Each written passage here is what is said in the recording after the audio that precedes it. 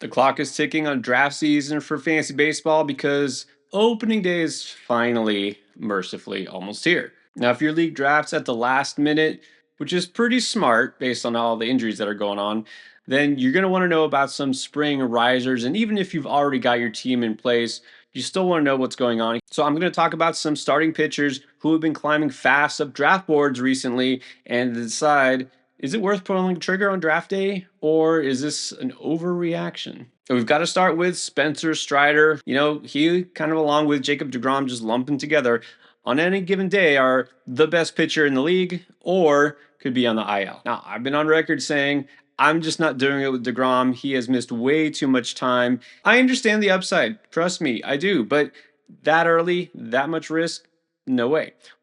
Spencer Strider's a little different. He's been going in the 120s, way outside the top 100, but then that's changing now too because he's looked good actually facing live hitters and he mowed them down, striking out 6 of 8 batters that he faced and hitting 98 on the radar gun. Now, as I already talked about a week ago, we've got to keep that in check because he did face a spring training lineup. This wasn't a full regular season game. This wasn't necessarily a bunch of major leaguers that he was facing. But it was still encouraging that he looked that good and again that the velocity was back. Here's the thing.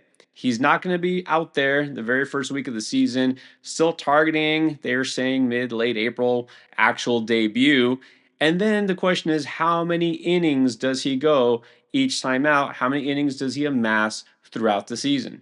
Keep in mind, he's able to pitch now because of that internal brace procedure, something that's more commonly used and has been pretty successful so far. That's cut down what used to be an 18-month recovery time to 12 months. But that doesn't mean it's without risks. And so that's what you're basically banking on if you draft Strider early, is that he's good to go and you're basically negating the risk. You're saying, I'm getting one of the top pitchers in the game, maybe for a little bit less than a full season, but he's just going to be 100% effective. Do I doubt his effectiveness? No.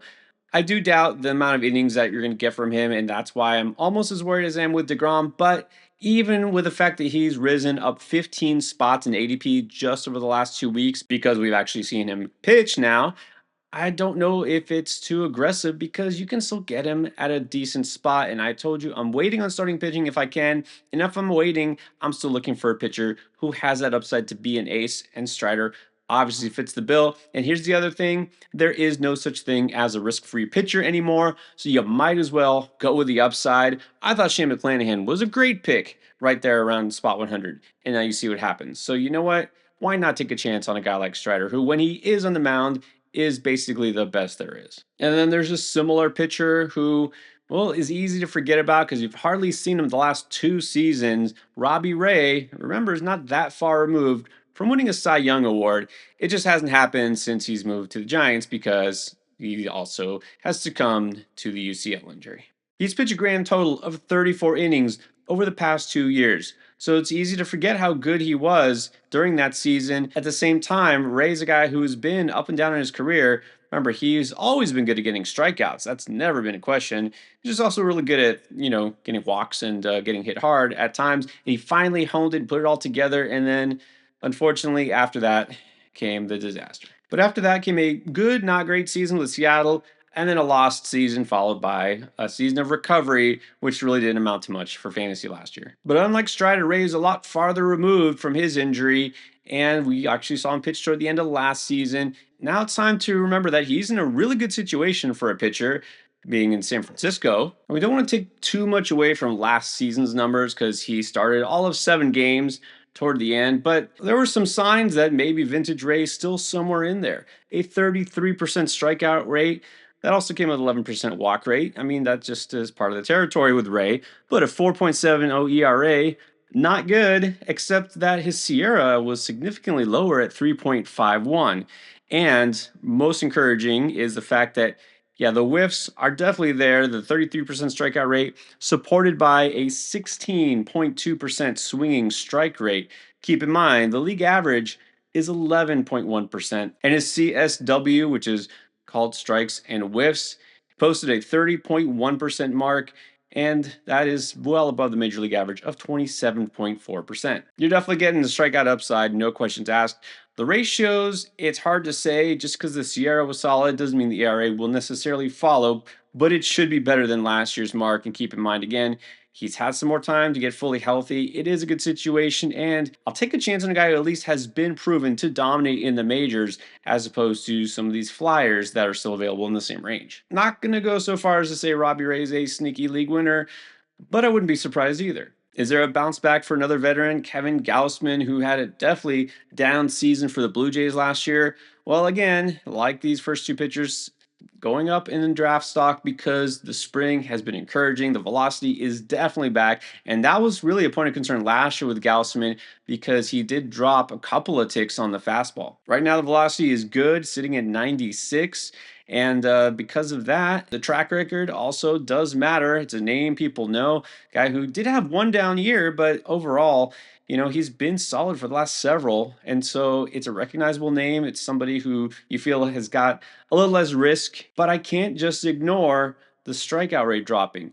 And look, maybe partly was the fact that last year in spring training, he was hurt and maybe he just never really recovered from that. I definitely think that was part of it. His strikeout rate dropped a full 10% from 31% the year before to 20.7%. That's the lowest since 2018. But I don't want to guarantee that that's going to turn around either just because he looks good this spring. I liked getting Gausman at a discount from last year. I don't like that he's pushing up draft boards too much. I think it's a reasonable spot. I'm not out on Gausman, but at the same time, I don't want to overreact to a veteran having a decent spring. Nick Pivetta, another veteran that's been going much higher these days, and there's a really clear reason here because he actually has a team. Signed with the Padres and is definitely going to be in their rotation, especially now that they've suffered some injuries. This is a pretty good spot for him. Petco Park was tied for second lowest park factor overall with the Trop Dome, which no longer exists in Tampa. Now, the home run factor in San Diego is actually slightly above average, but for left-handed hitters, it's 10th lowest, and Pivetta being a righty, well, maybe that kind of balances things out. But let's be clear what you're getting with Pivetta, what you're getting into if you draft him. You should know because he's been remarkably consistent in not being really dominant in any form for a full season because, yeah, he will get you strikeouts, okay? I'm pretty sure that you'll be fine in that sense, but the ratios, well, let's just say he's never finished a season with an ERA under 4 or a whip below 1.10. In fact, last season in Boston were his career best marks with a 4.04 ERA and a 1.12 whip. That's the best it has got. Now, could that go down being now in Petco instead of Fenway? Sure, it could go down a little bit, but how much are you really expecting here? I'd really rather leave Pivetta as a streamer in favorable spots when he's at home, when he's against, a strikeout prone lineup or something like that. I don't want to risk my ratios because that's just what you're doing if you take Pivetta. Now, we've been talking veterans. How about a younger pitcher here? Dustin May has earned a rotation spot for the Dodgers. That's definitely a favorable position to be in, and that's why he's been a fast riser. And in fact, my co-host Chris just grabbed him in our Endgame league. He's pretty good at identifying those sleepers at pitcher. So let's see if this pans out. Now, Dustin May has been a name we've known about for a while, and easy to forget that he's been around for several years because we haven't seen him pitch very much lately. Over the last 5 seasons, a grand total of 191 innings pitched. So basically, the amount of one full season worth if he were a starter because he's had so many injuries and he's been up and down too through the minors. But this is the anti-Pivetta because he has not posted an ERA over 4 except for one time in those 5 seasons. His career marks are a 3.10 ERA and 1.05 whip. So you're getting nice ratios, but also, not as much in terms of strikeouts. This is a 22.5% strikeout rate for his career. So it almost seems like pairing Pivetta and May might be a nice pair here. You get the strikeout rate from Pivetta, you get the ratio help from May, and they kind of balance each other out.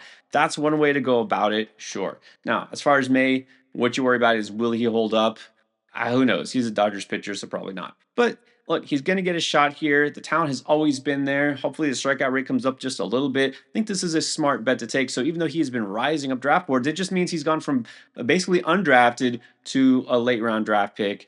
Definitely worth it. Now I'm mostly focusing starters here, but let's talk about one reliever who has started to definitely climb. Another familiar name is Jordan Romano. Remember, he's with the Phillies now.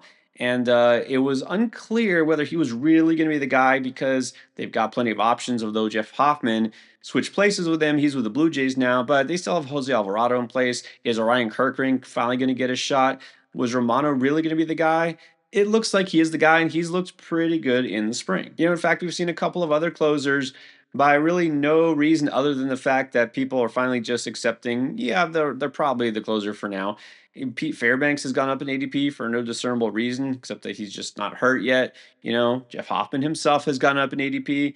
So you're on draft day finally going to see people come around and admit, yeah, I need saves, right? You're not in on them until you realize you need somebody to get you some saves. And Romano, for now, is the guy. You know what? He actually might be a great pick here as long as he can stay healthy. And then kind of a wild card here, even though he's very much a known product, Tomoyuki Sugano for the Orioles. Well, he's definitely going to be in the rotation because of the Grayson Rodriguez injury, the Trevor Rogers injury. And in fact, Cade Povich, the youngster, is probably going to get a rotation spot here too. But Sugano's the one who has seen his ADP climb the most. And he's looked very solid this spring, earning that spot over 15 innings. He's got a 3.0 ERA, 1.07 whip, and a decent 25.4% strikeout rate. Now, here's the thing with that strikeout rate, keep in mind spring training stats can be inflated. We don't know what's going to happen here as far as Sugano's effectiveness because he's not a high strikeout guy. It's nice that he's got a K per inning so far in spring, but he only had an 18% strikeout rate last year in Japan. But with that said, he also posted a nice tidy 1.67 ERA and a 0.94 whip. Even the most optimistic of us wouldn't say that Sugano is going to put up anything close to like a Shota Imanaga type of season this year. I wouldn't count on anything like that, but I do think he could be a viable late draft pick and somebody at the end of your rotation who could stabilize your ratios a little bit. I'm hoping that the strikeout rate does get to at least close to league average, but again, I wouldn't count on it. In the end, he might wind up being better off as a streamer, not somebody that you need to keep in your fantasy lineups on a weekly basis. But that kind of depends how deep your league goes. Now you know about those spring training surgers. I also talked about some ADP fallers. Is it worth buying the dip, or is this just going to wind up being a bust? Check that out here.